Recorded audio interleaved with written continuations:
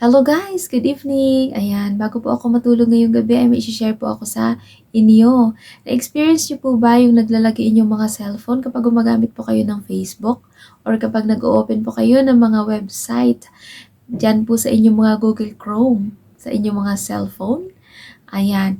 Dahil po yan sa mga ino-open po natin mga website na mayroon pong dalang viruses. So, paano po mawala yon yung mga website na ino-open natin na mayroong viruses? Ito lang po yung gagawin po ninyo. Sundan nyo lang po yung aking gawin. Eto na po.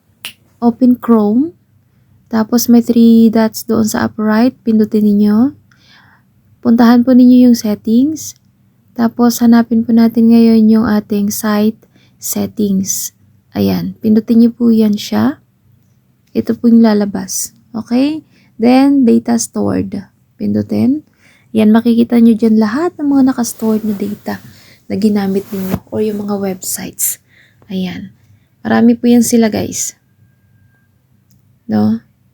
So, after that, delete all natin. Ayan. Delete all data. And delete. Ayan, sana ay may natutunan kayo. Thank you so much for watching. Bye-bye. Good night.